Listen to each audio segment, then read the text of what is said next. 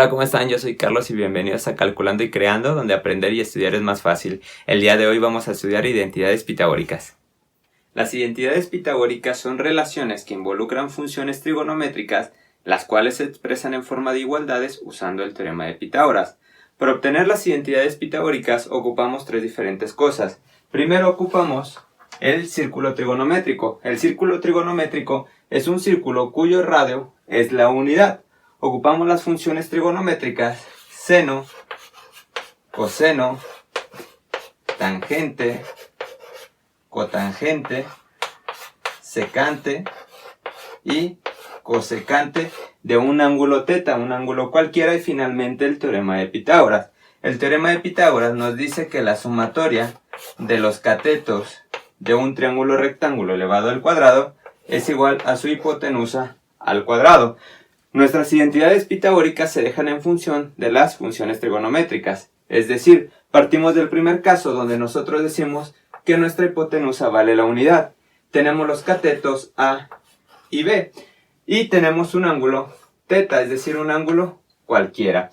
En este caso, nosotros para obtener A y B y dejarlo en función de seno, coseno, tangente, secante o cosecante, nosotros tenemos solamente la hipotenusa que vale la unidad y un ángulo teta. Es decir, para obtener A través del ángulo teta necesitamos una función trigonométrica que nos involucre cateto adyacente e hipotenusa, es decir, coseno de teta, que es igual al cateto adyacente sobre la hipotenusa, que vale 1. En este caso nosotros despejamos A, 1 está dividiendo, pasa multiplicando, es decir, coseno de teta es igual a y dejamos coseno de teta, ya que 1 por coseno de teta es coseno de teta. En este caso A vale coseno de teta.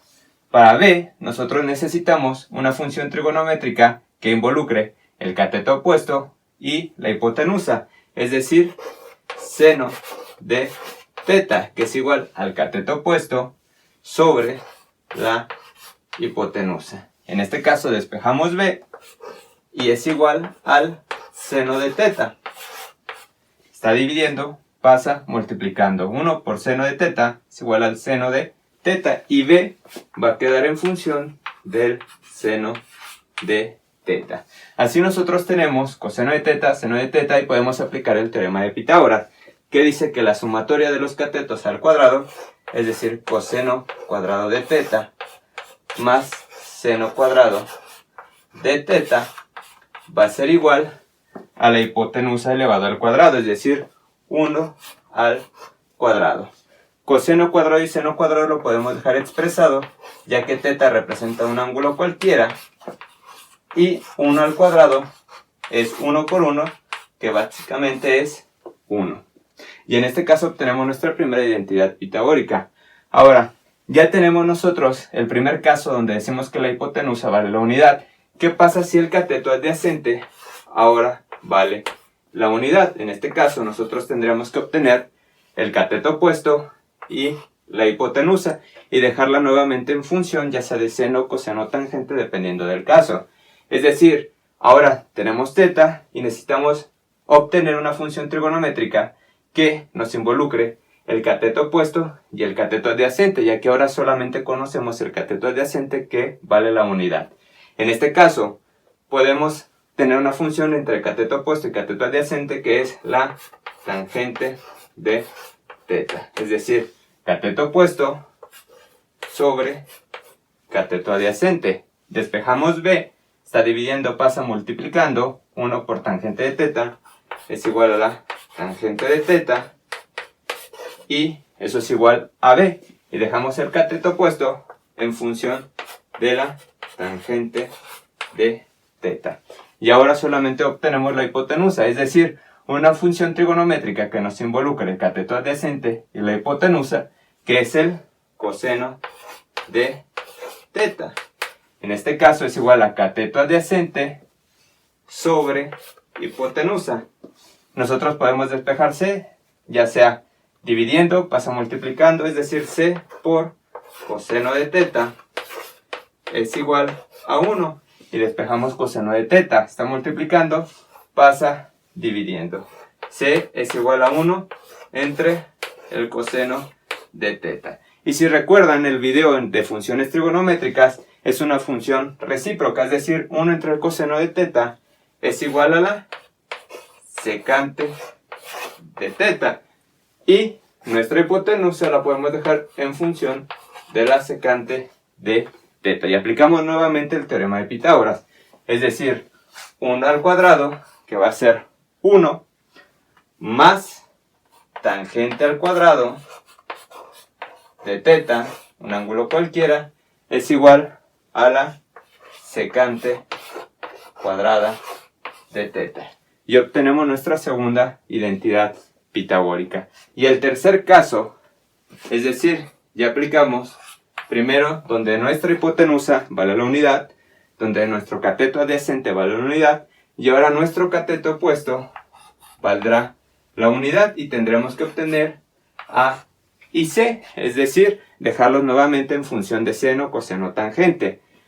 Nosotros necesitamos una función trigonométrica que nos involucre el cateto adyacente y el cateto opuesto, ya que ahora solamente conocemos el cateto opuesto, que es la tangente. Entonces la tangente de teta es igual al cateto opuesto sobre el cateto adyacente.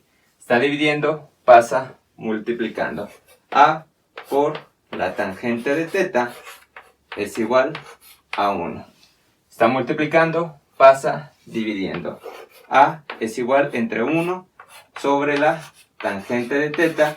Y nuevamente es una función recíproca. El recíproco de la tangente de teta va a ser cotangente de teta. Y ahora A lo podemos dejar en función de la cotangente de teta. Y solamente tendremos que obtener la hipotenusa, es decir, una función trigonométrica que nos involucra el cateto opuesto y la hipotenusa, que es el seno de teta.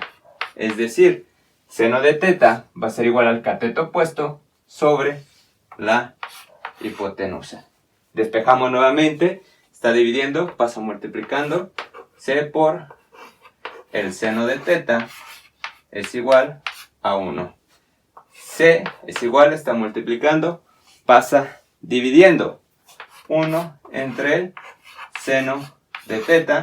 El recíproco del seno de teta va a ser la cosecante de teta. Y ahora la hipotenusa la podemos dejar en función de la cosecante de teta. Y aplicamos finalmente el teorema de Pitágoras, es decir, la sumatoria de los catetos al cuadrado, cotangente cuadrada de teta, más 1 al cuadrado, que decíamos que nos da siempre 1, es igual a la hipotenusa al cuadrado, es decir, cosecante cuadrada de teta. Y obtenemos nuestra tercera identidad pitagórica. Estas identidades pitagóricas son aplicables en algunas otras materias, como puede ser geometría y trigonometría, geometría analítica, o bien en cálculos que posteriormente ustedes pueden estudiar en la universidad o en la preparatoria. Eso es todo por el video de hoy, espero les haya gustado. Suscríbanse, dejen su like, leo sus comentarios y los veo en el siguiente video. Adiós.